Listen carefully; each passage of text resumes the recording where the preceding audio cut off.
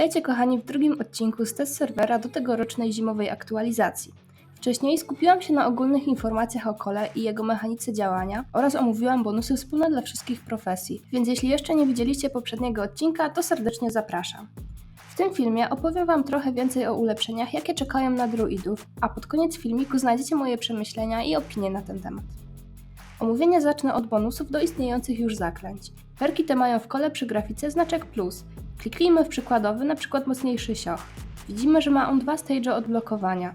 Dodatkowo możemy dostrzec, że każdy z ulepszeń występuje 2 razy w kole, więc co to może oznaczać?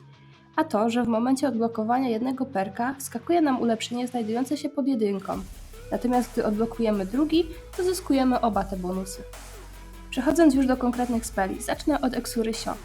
Po odblokowaniu jednego perka uzyskujemy minus 10 mana kostu, a więc nasze sio będzie kosztowało nas 100 punktów many. W momencie odblokowania drugiego będziemy mocniej leczyć z tego spela. Niestety z powodu za małego poziomu postaci nie było mi dane to przetestować, gdyż aby odblokować oba te spele najkrótszą drogą w kole, to potrzebujemy co najmniej 750 poziom postaci. Dalej mamy mocniejsze sio. W tym przypadku po odblokowaniu jednego perka dostajemy wzmocnienie healingu, a gdy będziemy mieć oba, to cooldown spela zmniejsza się również o 10 sekund, czyli będzie wynosił 50. Oba te ulepszenia możemy odblokować na 500 poziomie. Kolejne bonusy dotyczą Utamowita i oba zmniejszają jego cooldown. Po pierwszym odblokowaniu zyskujemy minus 2 sekundy, a przy odblokowaniu obu perków dodatkowe minus 4, więc łącznie nasz cedek zostaje zmniejszony z 14 na 8 sekund.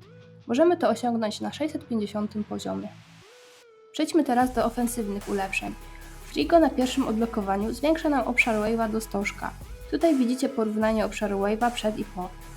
Natomiast po odblokowaniu drugiego otrzymamy wzmocnienie damage'u z tego spela. Aby odblokować oba te bonusy potrzebujemy aż 750 poziom. Ostatnie ulepszenie dotyczy Terra Wave'u i otrzymujemy zmniejszenie kosztu many o 10 na pierwszym poziomie i zwiększenie jego damage'u na drugim. Na odblokowanie obu tych bonusów potrzebujemy 650 poziom postaci. Omówię teraz zupełnie nowe umiejętności. Będą to 2 spele pasywne. Niestety nie będę mogła Wam ich zaprezentować, ponieważ ich odblokowanie wymaga co najmniej 625 poziomu. Healing Link. Umiejętność pasywna aktywująca się podczas używania Eksury Sio i Nature's Embrace, która leczy druida za 10% zastosowanego leczenia. Czyli w momencie, gdy uleczymy Knighta za 1500 punktów, to otrzymamy 150 punktów self-healingu. Z tego co pamiętam, w ankietach była mowa o 25%, ale pewnie uznali to za zbyt OP i zmniejszyli tą wartość. Drugą pasywką jest Rune Mastery, który jest wspólny dla Sorka i druida. W momencie, gdy zastosujemy runę, którą może wytworzyć nasza postać, nasz M-level zostanie zwiększony o 5. I tutaj miałam wiele wątpliwości, jak to działa. Czy faktycznie nasz M-level rośnie na jakiś czas i na przykład druid trochę więcej będzie siochał przy okazji? Czy dotyczy to tylko i wyłącznie tej konkretnej runy, którą rzucimy? No i prawdopodobnie prawdziwa jest ta druga wersja, jeśli wierzyć ziomkowi z Warchatu na test serwerze. Przejdźmy teraz do Revelation perków i tutaj oba bardzo mi się podobają. Zacznijmy od ofensywnego Twin Burst.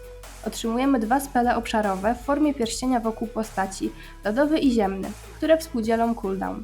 Zadają one dodatkowe obrażenia mobom, które mają więcej niż 60% HP. W zależności od poziomu odblokowania to 20, 40 lub 60% więcej damage'u dla tych mobów. A cooldown tego spela to kolejno 22, 18 lub 14 sekund. Warto dodać, że na spell ten działa momentum i jest on idealny na początek bicia lurki lub klaty. Również cooldown dla grupy spelli jest taki sam jak w przypadku wave'ów, a więc nie ma pustej tury, jaka występuje np. po UEK-u. Ja sobie potestowałam to trochę na Werlionach i odblokowanie w drzewku tego oraz zwiększonego Frigo dało bardzo fajny rezultat. Wiadomo, trzeba się przyzwyczaić do jego zasięgu, ale myślę, że to będzie fajny boost dla druida, zwłaszcza na solo spotach. Drugi perk to Blessing of the Groove. Nasze leczenie jest wzmacniane i mniej nasz cel ma HP. Także im mniej rycerz będzie miał HP, tym mocniej będziemy go siochać. I wartość wzmocnienia będzie wynosić kolejno 600, 900 lub 1200 za każdy brakujący 1% HP.